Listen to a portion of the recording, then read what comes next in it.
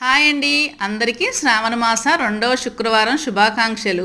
ఈ రోజైతే నేను ఇంటి ముందు ఈ ముగ్గు వేసుకున్నానండి. ఎలా ఉందండి నేను వేసిన ముగ్గు? బాగుందా? ఈ రోజు పూజకి ఇంటి ముందుకు పువ్వులు వాళ్ళు రాలేదు, మొక్కలకైతే ఒక్క పువ్వు కూడా లేదండి. అసలు ఈ రోజు పూజకి ఒక్క పువ్వు కూడా లేదే అని బాధపడుతున్నాను. ఇంతలో చూడండి, శంకు పూల చెట్టు కొత్తగా వేశాను, ఒక పువ్వు పూసిందండి, ఆకుల మధ్యలో కనిపించింది. అంతకు ముందే పూజకు పువ్వులు లేవని మా ఇంటి పక్కన వెళ్లి విష్ణు చక్రాల పువ్వులు, నందివర్ధన పువ్వులు కోసుకొచ్చాను. ఇక ఆ పువ్వులన్నీ పెట్టి మా సార్ అయితే పూజ చేసేశారు. తర్వాత ఈ పువ్వు కనిపించింది. ఇక వెంటనే ఆ పువ్వు కూడా కోసుకొని వచ్చి అమ్మవారి దగ్గర పెట్టాను.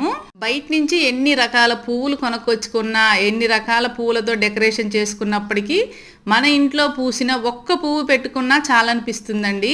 అది ఎందుకంటే మన ఇంట్లో ఉన్న చిన్న మొక్కలైనా సరే వాటికి రోజు మనం మన చేతులతో నీళ్లు పోసుకుంటాం కదా. మొక్కకి మొగ్గ వేసినప్పటి నుంచి మనం చూస్తూనే ఉంటాం పువ్వు పూసే వరకు. ఇక ఒక్క పువ్వునైనా సరే తెంచి ఆ దేవుడి దగ్గర పెట్టి పూజ చేసుకుంటే ఆ ఆనందమే వేరండి. ఇక శ్రావణ మాస రెండవ శుక్రవారం సందర్భంగా మా ఇంట్లో మేమిద్దరం కలిసి చేసుకున్న పూజ ఇది.